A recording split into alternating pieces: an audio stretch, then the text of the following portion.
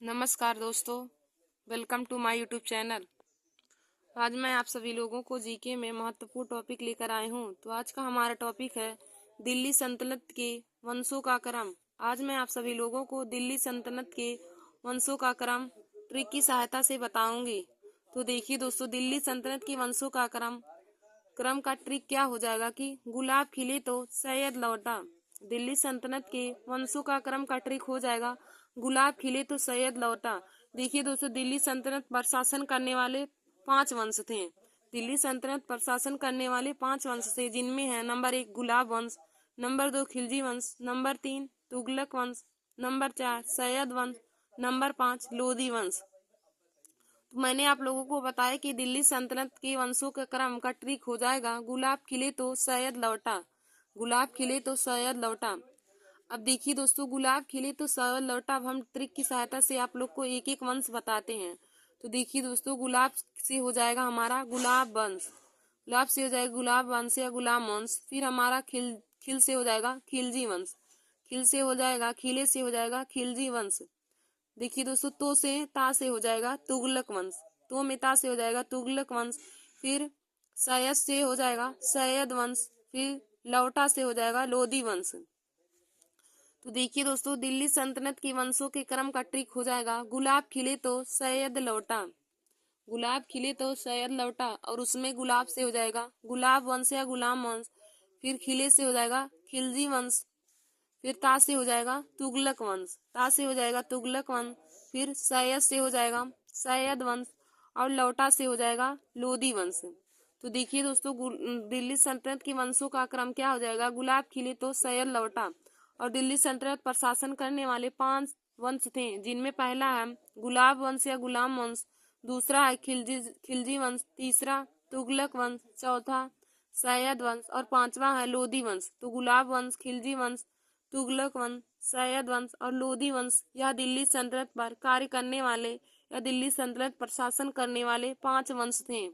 दिल्ली सल्तनत पर शासन करने वाले 5 वंश थे गुलाब वंश, खिलजी वंश, तुगलक वंश, सैयद वंश और लोधी वंश।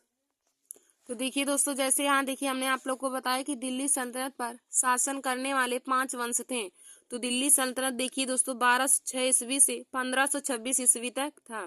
दिल्ली सल्तनत 1206 ईस्वी से 1526 ईस्वी तक था।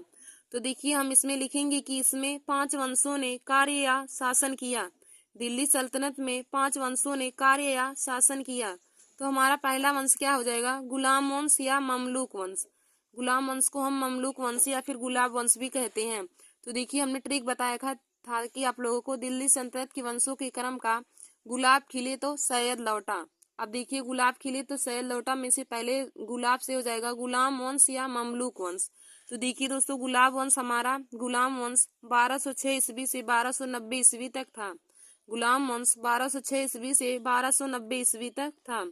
फिर दूसरा खिलजी वंश जो था वह 1290 ईस्वी से 1320 ईस्वी तक था। देखिए दोस्तों, खिलजी वंश 1290 ईस्वी से 1320 ईस्वी तक था। फिर हमारा अगला तीसरा क्या हम तुगलक वंश। तो तुगलक वंश 1320 ईस्वी से 1414 ईस्वी तक था। तुगलक वंश 1320 ईस्वी से 1414 ईस्वी तक था। फिर हमारा अगला है सैयद वंश। तो सैयद वंश 1414 ईस्वी से 1451 ईस्वी तक था। सैयद वंश 1414 ईस्वी से 1451 ईस्वी तक था। फिर हमारा अगला है लोधी वंश। तो देखिए दोस्तों, लोधी वंश 1451 से 1526 ईस्वी तक था। लोधी वंश 1451 ईस्वी से 1526 ईस्वी तक था। तो देखिए दोस्तों, इसमें सबसे ज्यादा तक शासन करने वाला वंश, सबसे ज्यादा दिन तक शासन करने वाला वंश तुगलक वंश था। तुगलक वंश जो था यह सबसे ज्यादा दिन तक शासन किया, क्योंकि यह 1320 ईस्वी से 1414 ईस्वी तक शासन किया। और सबसे कम शासन करने वाला वंश खिलजी वंश था।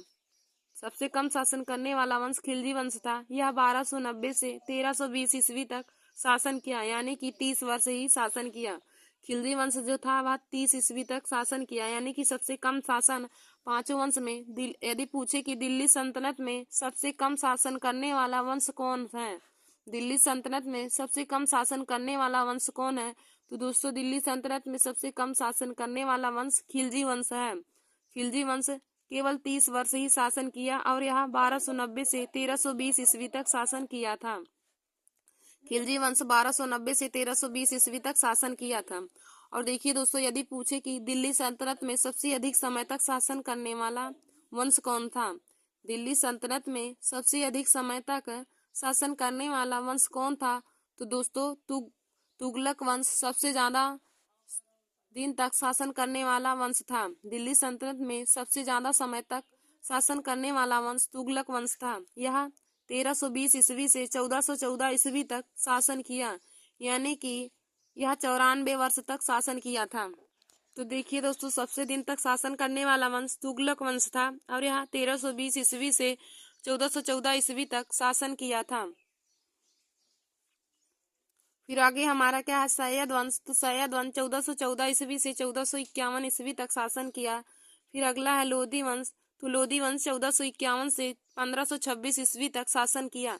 तो हमने आप लोग को बताया कि दिल्ली सल्तनत की वंशों का क्रम का ट्रिक हो जाएगा, गुलाब खिले तो सैयद लौटा, गुलाब से हो जाएगा गुलाम वंश, खिले तो से हो जाएगा खिलजी वंश, तो से हो जाएगा तुगलक वंश, और सैयद से हो जाएगा सैयद वंश, और लौटा से हो जाएगा लोधी वंश। तो गुलाम वंश या ममलूक वंश। देखिए दोस्तों, हम गुलाम को ममलूक वंश भी कहते हैं। तो गुलाम वंश 1206 ईस्वी से 1290 ईस्वी तक था। खिलजी वंश 1290 से 1320 ईस्वी तक। तुगलक वंश 1320 से 1414 ईस्वी तक। सैयद वंश 14 से 14 तक 1451 तक। फिर हमारा लोधी वंश हो जाएगा 1451 से 1526 ईस्वी तक हो जाएगा। तो देखिए दोस्तों, हम कुछ आप लोग को गुलाम वंश के बारे में बता देते हैं। तो गुलाम वंश या ममलूक वंश, आप लोग हेडिंग डालेंगे गुलाम वंश या ममलूक वंश। और गुलाम वंश को ममलूक वंश या फिर दास वंश भी कहा जाता है। देखिए दोस्तों, गुलाम वंश को ममलूक वंश या दास वंश भी कहा जाता है। तो हम लिखेंगे कि गुलाम वंश का संस्थापक कुतुबुद्दीन ऐबक था। गुलाम वंश का संस्थापक कुतुबुद्दीन ऐबक था, जिसने 1206 से 1210 ईस्वी तक शासन किया। देखिए दोस्तों, आप लोग लिखेंगे कि गुलाम वंश का संस्थापक कुतुबुद्दीन ऐबक था, जो 1206 ईस्वी से 1210 ईस्वी तक शासन किया। यदि क्वेश्चन पूछे कि गुलाम वंश का संस्थापक कौन था, तो आप लोग लिखेंगे गुलाम वंश का संस्थापक कुतुबुद्दीन ऐबक था, जो 1206 से 1210 ईस्वी तक शासन किया। फिर आगे हम इसमें लिखेंगे कि कुतुबुद्दीन किसका गुलाम व दामाद था, तो यह मोहम्मद गौरी का दामाद और गुलाम था। कुतुबुद्दीन ऐबक मोहम्मद गौरी का गुलाम या दामाद था।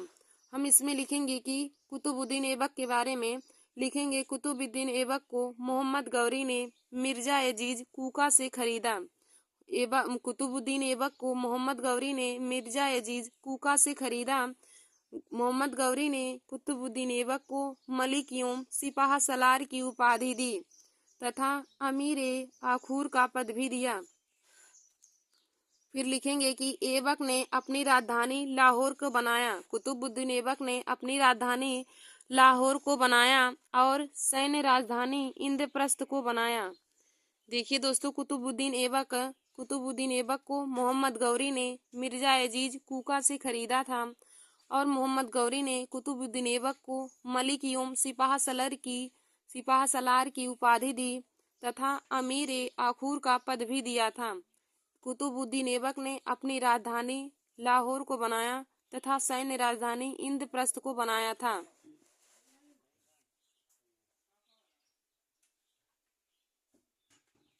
फिर हम आगे देखेंगे कि ऐबक को दिल्ली का संस्थापक कहा गया। कुतुबुद्दीन ऐबक को दिल्ली का संस्थापक कहा गया। ऐबक के दरबारी कवि हसन निजामी जिसने ताजुल मासिर नामक पुस्तक लिखी थी।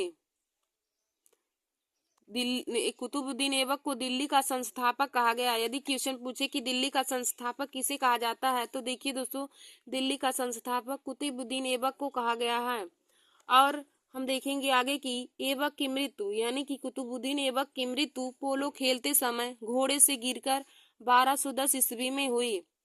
देखिए दोस्तों, कुतुबुद्दीन ऐबक की मृत्यु कैसे हुई थी कि कुतुबुद्दीन ऐबक की मृत्यु पोलो खेलते समय घोड़े से गिरकर 1210 ईस्वी में हुई थी। कुतुबुद्दीन ऐबक की मृत्यु पोलो खेलते समय 1210 ईस्वी में घोड़े से गिरकर हुई थी।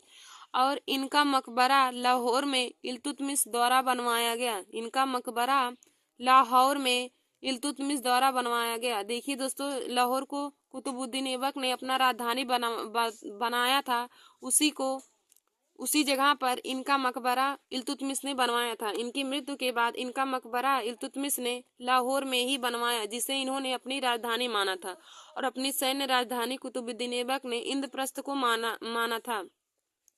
अब देखिए दोस्तों, हम आगे देखेंगे कि कुतुबुद्दीन के अन्य नाम क्या थे। तो कुतुबुद्दीन के अन्य नाम लाख बख्श था, पील बख्श था, हातिम सेकंड था और कुरान खां था। तो लाख बख्श क्यों पड़ा? लाख बख्श दोस्तों इनका नाम पड़ा, लाखों में दान करने वाला थे इसलिए। और पील बख्श था क्योंकि हाथियों का दान करते थे। तो देखिए दोस्तों, आज हमने आप सभी लोगों को दिल्ली सल्तनत के वंशों के बारे में बताया। तो दिल्ली सल्तनत में शासन करने वाले 5 वंश थे: गुलाम वंश, खिलजी वंश, तुगलक वंश, सैयद वंश और लोधी वंश। तो इसमें सबसे ज्यादा दिन तक शासन करने वाला वंश तुगलक वंश था और सबसे कम समय तक शासन करने वाला वंश खिलजी वंश था। तो आज हमने आप लोग को गुलाम वंश के बारे में कुछ बता दिया। गुलाम वंश में कुतुबुद्दीन ऐबक के बारे में बताया। तो देखिए दोस्तों, कुतुबुद्दीन ऐबक गुलाम वंश का संस्थापक था, जो 1206 से 1210 ईस्वी तक शासन किया था। धन्यवाद दोस्तों।